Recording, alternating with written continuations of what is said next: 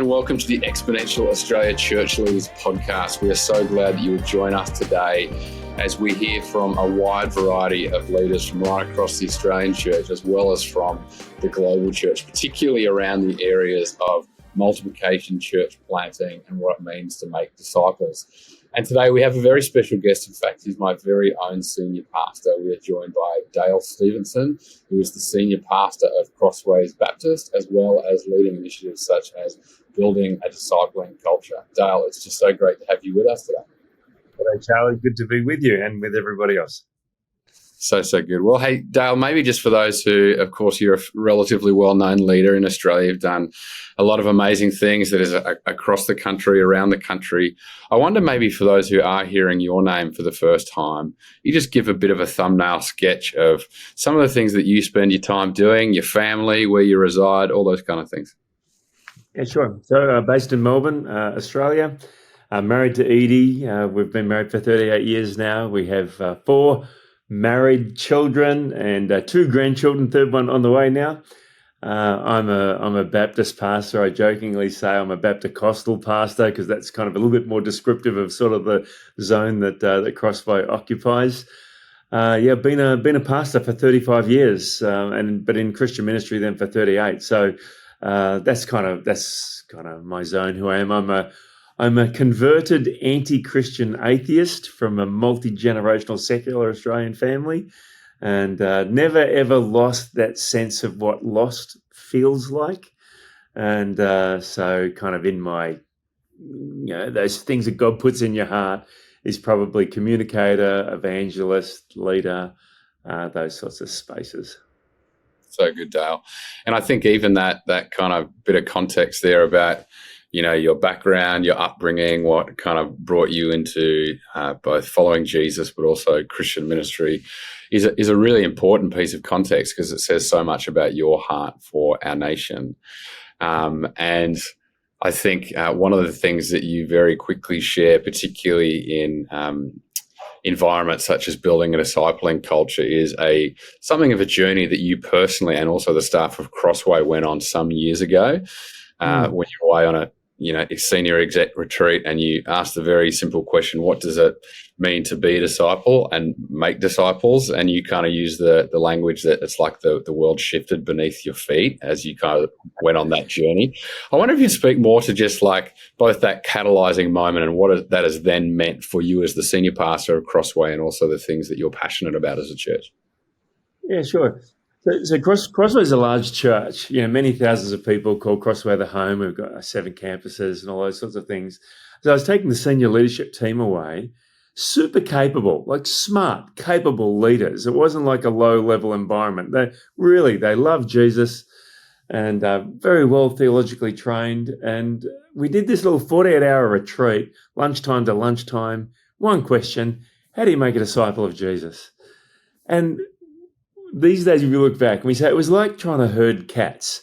Honestly, lots of people had lots of thoughts and lots of language, but it was very disparate. There was minimal alignment, no real sense of cutting edge about the whole thing. And so we said, look, we just really need to wrestle this thing to the ground. So we look back on that. That was like 14 years ago. And we say, look, it was our moment of shame. But it was also one of the greatest moments of our life. It was a really proud day, as it turns out, because we chose to own it. We took a hold of it and said, look, we got a whole lot of work that we need to do here. In this, we chose to look at what disciple-making movements around the world were doing in the way they made disciples of Jesus. Then we did this really radical thing. We looked at how Jesus made disciples. And because I don't seem to have a problem getting Christians to agree that Jesus was a masterful disciple maker, like the master disciple maker. And yet he had no Christians. He just chose people, invited them into his world. And then over the next 3 to 3.5 years, he turned them into disciples with a full succession plan where the baton was going to be put into their hands. And they were going to run with this global mission. And he did it so well. So a fresh look at how Jesus did it. That earth moving beneath our feet moment, it was Steve Addison, and Steve's authored multiple books. He's very well recognized. and he did his doctoral work in movements that changed the world. And Steve said to me one day, Steve's a friend and also from Crossway, and Steve said to me once, he said, "Dale, why's soccer the world game?" I shrugged my shoulders, I'm not much into soccer. And I said, "I don't know, Steve, why's soccer the world game?" And he said, "Because anyone, anywhere, anytime can play it." He said, "A child with a tin can in an alley can play a form of soccer, kicking the can around." He said, "That's soccer all the way up to the World Cup final." He said, "It's all soccer. That's why it's the world game." So I shrugged my shoulders. I said, "That's great." Like, I still wasn't into soccer. And then he said this to me. He said, "Dale, until making disciples of Jesus becomes that simple, it will not go viral." And that was the moment where I really felt the earth move beneath my feet. And it's worth just noting there's a profound difference between simple and simplistic. Simplistic is where you don't really know your stuff. Simplistic is where you're blind spotting some of the complexity. Simple is where you've traded your way through the complexity, where you've really come to terms with a craft, and now you've been able to synthesize it back to really the core elements so that you can deliver it simply.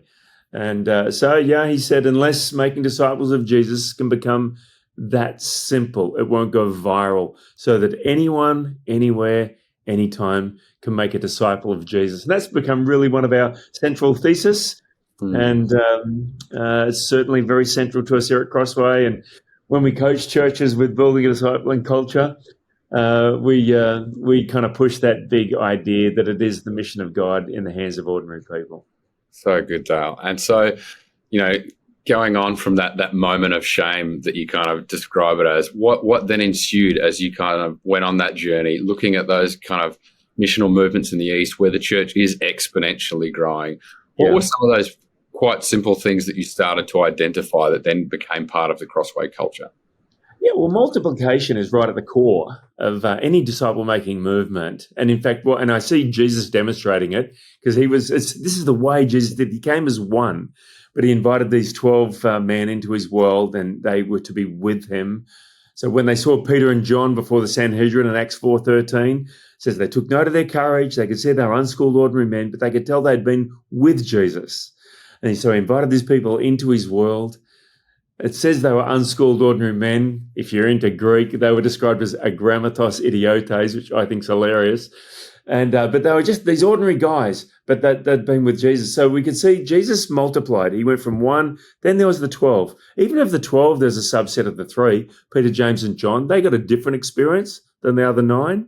Then, of course, there was the 72 who got mobilized and sent out. And in the upper room, there's the 120. And then from the day of Pentecost, it all explodes. And in Acts 6:1, in one of the translations, it says, the disciples greatly multiplied. So you get this and you can just see it from history, this multiplication effect, and that Jesus taught about it when he said the kingdom of heaven is like yeast that a woman put into a lump of dough and works its way through the whole lot. And yeast does that. Every healthy yeast cell buds off 20 to 30 identical yeast cells. Or when he said, the parable of the sower, and when the seed of the word of God finally lands in good soil, it multiplies 30, 60, 100-fold. So we said, look, one of the things that we saw, and we could see it in disciple-making movements, we saw Jesus do it, the normalizing of multiplication, that it wasn't just a few gifted people who might add someone here and there, but rather there was a life that was shared, people were invited in, they had a rather unique experience, and that multiplication got normalized. We get to trade out of who we are. There's an identity. I saw this in Pete Scazzero's work, Emotionally Healthy Discipleship, and where he says, the initial invitation is I be, or I am, you watch, and then you be and I'll watch. Then I will do out of who I am and you watch. Then you do out of who you are. And so, there's this identity piece. There is... we saw around the discipling process that Jesus did have a lot to teach. So there was a lot of information that got transacted, but he was the living demonstration. So he did have an imitatable model. And then he rapidly mobilized and they had skin in the game. And then ultimately they got to innovate with it when they took the gospel to the Gentiles. So this discipleship paradigm of you go from information to imitation to integration to innovation. So this kind of discipling journey. Well, I also took note that Jesus reverse ordered some stuff than the way we order it in the West. So in the West, Like when we talk discipleship in the West, we classically are talking a post-conversion thing. So as soon as you say discipleship, it's a more mature Christian working with a less mature Christian. So it's called discipleship, you know? But I'm like, well, Jesus didn't have any disciples. Sorry, he didn't have any Christians. And so it wasn't just a more mature disciple with a more mature Christian with a less mature Christian. It's Jesus working with people. So the conversion bit didn't have to have taken place. And in the Western model, like we convert them, then we grow them, train them, mobilize them. But Jesus did the reverse order. He invited them in. He rapidly mobilized them. In situation, he trained them. Growth was a byproduct. And then somewhere en route, they put their trust in him. So I kind of saw this. I felt like Jesus kept turning the tables or flipping the charts around on how it was to be done. And so this was the really interesting thing for us. The more that we managed to get our kind of head and heart around these ideas, and the more we tried to embed and begin to practice it, all of a sudden we saw a lot more people putting their trust in Jesus for the first time. Now, I know your listening group here might be broader than Australia, but in Australia, and this is right across the Christian traditions, it takes about 100 worshipping Christians, men, women, and children, a full year to see one person put their trust in Jesus for the first time. It goes on a 1% ratio. And I'm not talking about responses there. I'm talking about a real person with a name, contact details, and a story saying, I put my trust in Jesus. I've never done this before. So I'm narrowing that little field there. That goes at a 1% ratio. Well, we kind of jumped to a 10% ratio. And so for every 100 people showing up, annually, we'd see 10 people put their trust in Jesus for the first time. And we're back in that zone again now. The pandemic gave us a little bit of a hit, but we're right back in that zone now. And we've been in that zone for about 14 years now. So we started seeing a lot more people put their trust in Jesus. We saw a high percentage of those people were a believer baptizing tradition. So we see people follow that through by getting baptized. We just kind of go in a 45 to 65% zone. Forgive me for those who are not into numbers. I can't help but crunch them. It's a leadership thing. And so we'd see a high percentage of folk following their profession of faith through to a believer's baptism, high active engagement in community and in service. So in other words, they're in relationship with others, they choose to serve and all that sort of stuff. So and we started just seeing the fruit of it. We saw the impact. And then we just kept pushing it further and trying to push it deeper and wider. We started having a whole ton of churches that come to us saying, what are you doing? And can we bring a team and can we come and watch? And it actually began to get a little challenging to coordinate that. And we did it lots of times. The really interesting thing, and this was a very common feedback we got, because people would always want to have a look at our worship service because we're a bigger church. Everyone wants to look at the weekend service. There's nothing wrong with our weekend services. They're great. But people would come back and say to me, it's not your weekend service.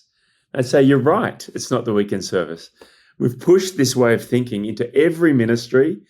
Every ministry is a disciple-making ministry. And therefore, people are putting their faith in Jesus in every domain and all week, not just on the weekends when you have church services. And so we meet with a senior leadership team on a Tuesday morning, and pretty much every week we're hearing about the people who put their trust in Jesus that week in different environments. And that's just really encouraging to kind of see it happening like that. So, it ended up affecting absolutely everything. Wow. And then God put it on our heart that we shouldn't be keeping it to ourselves. And so we've started sharing it with a lot of other churches. So good. Well, Dale, even in that kind of intro, you've shared so many different components, and I'm sure our listeners will want to just stop you there and kind of ask different parts about what you've just said. So I'm going to do my best over the next kind of little while to kind of unpack some of those things. You've mentioned numbers, and we're going to come back to impact measures in a moment. You've also mentioned the kind of BDC process and how churches can come and learn from what you guys have been able to experience over the last 15 years. We'll come to that as well. But I guess the first question I'm particularly curious to ask about today relates to particularly, I guess, the size of church that Crossway is. There's sometimes there's this false duality of, it's a big church, and sometimes a crowd can really cover up potentially some of those key priority measures that we want to measure as churches that are wanting to make disciples, raise leaders, plant and renew churches. I wonder for you, if you could just speak to, particularly as you are in a larger environment, that kind of sense in which you have always sought to drive disciple-making practices despite the size of a church like Crossway. What's that tension meant for you? How have you been able to architect that? Yeah, sure. Yeah, sure. So there's lots of layers to that, obviously. I think primarily, so the broader initiative that we lead is called Building a Discipling Culture. And obviously, inside Crossway, we're attempting to curate a culture. So curate culture that has discipleship right at the absolute core of it, and disciple making right at the core of it. So we're wanting to be disciples and wanting to make disciples. And so we've tried to embed that right into our culture. A lot of people seem to think that culture is immovable. Like, I've had lots of pastors over the years and ministers literally say to me, "Oh, the culture at the church where I'm ministering is not very good." They'll word that in all sorts of different ways, as if that, I feel like that's like a victim mentality. So there's this thing called culture. I'm a victim of it. The church where I'm ministering just doesn't have a very good culture, and we'll tie culture to our denomination. We'll tie culture to our geography. Oh, where we're operating, it's kind of hard soil. That's a classic victim statement as well.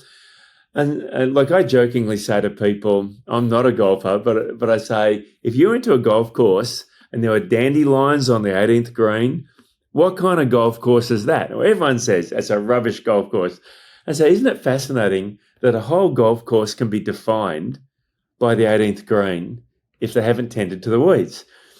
And now, this whole idea of having a curator, and I think we understand like maybe what a curator does at a golf course. We'll take that same mindset into our culture. So we try and curate a culture that has discipleship at its heart. So in other words, there's some things that need to be promoted. That's like fertilizing or aerating, whatever, and watering. There are some things that need to be curtailed. Maybe that's a little bit like mowing or spraying the weeds and stuff like that. And once you start to realize it's actually possible to curate a culture.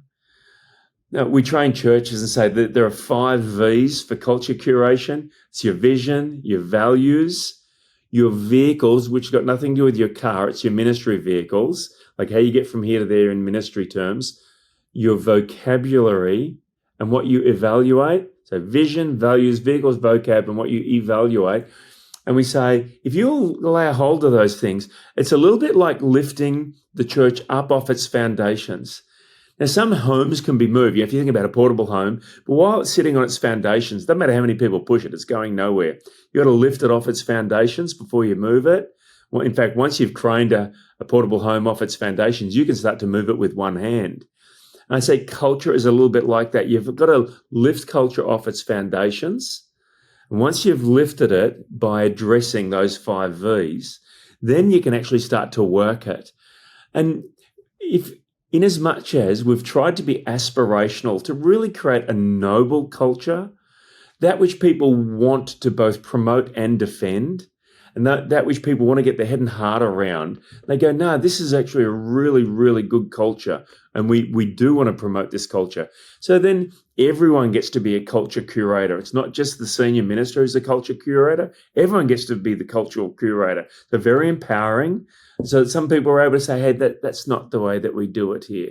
Or yes, that is the way we do it. And so people kind of align around that. And as much as we've tried to put discipleship right at the core, it then affects everything. When you affect the culture, it's like changing the temperature of the water in the fish tank. Like, it affects all of the fish when you affect the temperature of the water. Now, when you affect your culture, it changes everything. And so there's not a domain that's not affected when you start to muscle your culture over. So we just try to put making disciples of Jesus right into the core of everything.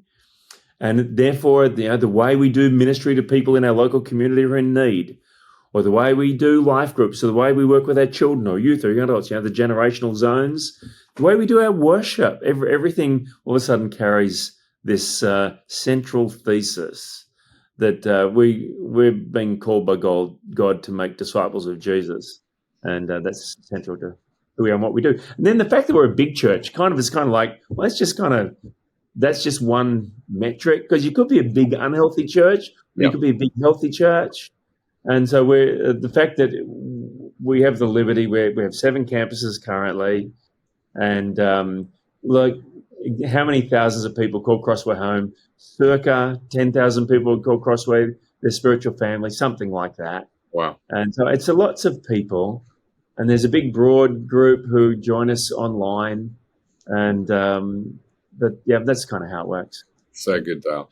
And what you've just talked about is highly complex, but you guys have done the work to try and make it simple, and to also, one of the things that I want to ask you about now is you've obviously demonstrated a passion for crunching numbers and measuring the right things. Like that last V is evaluating the right things. There's often been this tendency, particularly I think out of a good nature, out of a almost shying away from measuring things.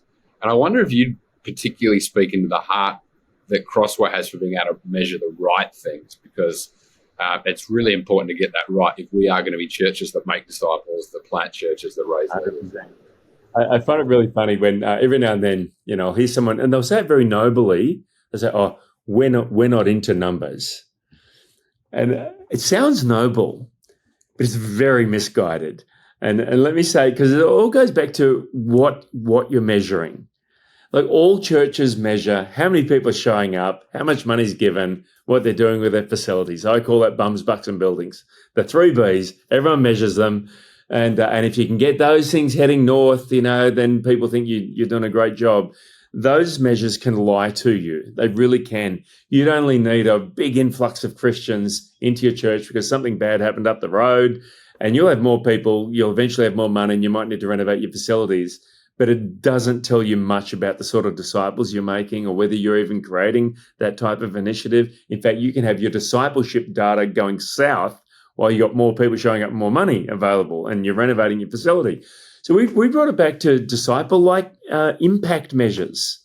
So rather than, like, churches tend to want to measure how many people are in process. We've got 75 young people, or, we had a breakfast and 100 people came to a breakfast, whatever. But that's just how many people are in process. So we've taken it to disciple-like impact. That's what we choose to measure. People have done research on this sort of thing, on how many thousands, tens of thousands of decisions people make annually. We make a lot of decisions annually.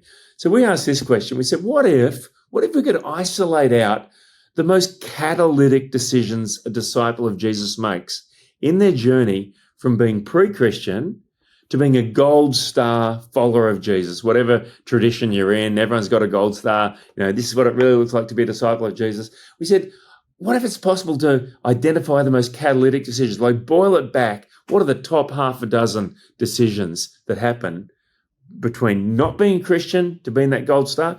Now, for us, we isolated back to this half a dozen decisions that are made. There is a decision where they put their faith in Jesus for the first time. Whatever theological grid you've got around that, ultimately the individual's experience is that they put their trust in Jesus. We're a believer baptizing tradition, so the decision to go public on that you've put your faith in Jesus. The decision to step into community, that we're not doing it all by ourselves. I've never met a Christian prospering in isolation. They're part of the family of God. They're in community, so that we measure that. Whether they're choosing to serve. So Jesus said, the Son of Man didn't come to be served, but to serve and give his life as a ransom for many. I've never met a gold star Christian who has got their head and heart around service, and they've got their sleeves rolled up and they're giving their life away for the benefit of others and for the advancement of the kingdom of God. We measure that they've got a global perspective. It's slightly harder to measure, but we do it. In other words, it's not just about me and my local church. There's a whole world out there full of people that God loves. It was Jerusalem, Judea, Samaria, and the uttermost parts of the earth. And this sense of, there's a big world out there and God loves it all. A gold star Christian will have made decisions that connect to that reality. And then finally, we measure whether a person knows how to and is, in fact, discipling other people to faith in Jesus. So that's our core 6. We call them God-desired outcomes, because God has declared his desire that none would perish. Jesus commanded these people to make disciples and to baptize them and teach them, etc. So rather than kind of taking glee in how many people are in process, we actually choose to measure impact that is directly connected to the discipleship journey. And we map it and we measure it and we track it year by year. And we measure it in ministry domains. If you think about ministry domains and, the fact that we do things programmatically, it was Rick Warren about program. He said, look, when the horse has died, it's time to dismount. Because you keep sitting on that thing, but if it's not delivering any impact, it's not going anywhere. It's just time to dismount. It was Andy Stanley who said, only date your methods, but marry your mission. And so all of our initiatives are perpetual out for review because we're keeping an eye on impact. Yeah. And that just keeps us focused on that we're doing the main game. Yeah. I obviously love all of those things, Dale. I firmly believe in them. And it leads me to want to ask, particularly maybe for listeners today who are hearing about some of the things that you have been putting your hand to and building a discipling culture. You could just take a couple of moments to tell us what building a discipling culture is. How can churches partner with it, become part of that initiative, and explain kind of what's the course that you're chartering for churches to join in on? Sure. Yeah, so we call it Building a Discipling Culture. If you want to go and look at it online, go to bdc.org.au and you'll be able to kind of engage with it there. But we get alongside churches and we coach them in a bespoke way. There are big scholarships that are available for that according to church size. So we subsidize it significantly because we don't want anyone to bounce away because they feel like they can't afford it. So the vast majority of the cost is not borne by the local church. There are people who've come alongside to make it possible. And so we coach them in a bespoke way on Zoom. And so a church, and when I say it's bespoke, it means it's just them that are in the room. Must involve the minister, priest, vicar, whatever kind of language they put around it in that denomination. They must be there. They get to bring 6 or 8 people on the journey. And then we coach them. We coach them on, firstly, how to be a multiplying disciple personally. We coach them on how to do some of those metrics, how to apply this way of thinking into all domains of ministry. We coach them on how to multiply those coaching clusters inside their own church. We coach them on what it looks like to steward this way of thinking well beyond ourselves. They get to go on a journey where they build their own initiative, they build their own vocab, they begin to become cultural curators in their own environment. And then there's measurable impact. They themselves get to see that their dial shifts. More people start to put their trust in Jesus. They feel like they've got an initiative, which is not a program, but rather a process, because making disciples is a process. It's not a program. And that's the way we do it. We're working across 15 denominations across Australia, and we're in New Zealand, and we're just getting some inquiries in other parts of the world right now as well. So it looks like we might be taking it into some other places and other cultures as well. So exciting. So it's an 18-month journey that churches can be a part of that kind of begins to flesh out these principles, have a high degree of accountability around indigenizing it in your own context, and several intensives along the way that allow kind of touch point learning as they are going. Yeah, that's right. Yeah, twice a year we bring an intensive to the city around Australia. We bring it to the capital cities around Australia. But if people are too far away from a capital city because we're a big country, we do it virtually as well. And so there's a bit more input that takes place, obviously, in the intensives. And at every intensive, the church, they get to sit around a table as a church, those who are on the journey. They get to build their own plans. So we do some strategic planning on what are the next steps in culture development they can take, certain practices they can start to develop. But it's a very empowering process because churches are very different. Their contexts are very different. So it's very empowering. Then the church itself gets to kind of land and commit to certain things that are true to them. Yeah, it's great. Dale, just one final question in our time together. Like I said before, I'm sure there's so many different things that people have been captivated by what you've had to share about today. And you are in my opinion, one of the great apostolic leaders in our nation that's been around for some time, that has a huge heart for evangelism and planting churches and the change of the public narrative of Christianity in our nation. That's kind of one of the things that you like to say. But you also have talked quite publicly about almost this idea that sometimes it's the Goliath between our ears that is shouting the Australian church down. I wonder if you just take a moment just to exhort our listeners, encourage them with your heart for the Aussie church and the opportunities that are present in this moment for the church in Australia. Yeah, 100%, Charlie. So Australian Christians tend to disqualify themselves. They don't realize they're doing it, but they definitely do it. And where their personal narrative about discipling others to faith in Jesus, the voice back there says, I can't. They've tried different things. They tend to associate trauma with faith sharing, and their expansive, sometimes multi-decade narrative is, I'm a failure. I fail at this. And we therefore shrink it back to maybe I can invite someone to something. Like, I'm a huge fan of Alpha, and we use Alpha all the time, but so people think maybe I can invite someone to Alpha, or maybe I can invite someone to church. And when the bar is set at maybe I can invite, it's a ridiculously low level of discipleship that's taking place. Because if anyone, anywhere, anytime can make a disciple of Jesus, and I firmly believe that, and I've now had the beautiful opportunity to see hundreds and hundreds of folk who in their whole life experience have not known what it looks like to disciple another person of faith in Jesus, who then do it and then say, it wasn't even hard. And that is a beautiful moment, because all of a sudden it's like, oh, normal people can actually do this. I say it's a little bit like the Reformation. I think we need a fresh Reformation, because if, for those who know the church history a little bit, before the Reformation, the mission of God had been pulled back into the hands of the clergy and the church, and then there's the public, and then there was, but here's where the mission was. But with the Reformation and the word of God got put into the hands of the people, there was a great explosion and great multiplication that took place. Well, now in recent decades, maybe in recent couple of centuries, the mission is pulled back into the hands of the clergy, back into the hands of the church, and it just needs to get back into the hands of the people.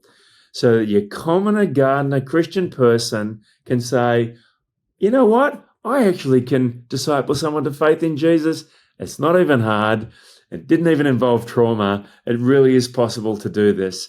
And so that's kind of the central piece that we do as we're coaching churches, and just to see the breadth of embrace and whatever theology people have got, because we're, in as much as we're with about 15 denominations, it's a very diverse camp we're working with, but nonetheless, the principles of making disciples of Jesus are pretty universal. So yeah, there's an encouragement for everyone.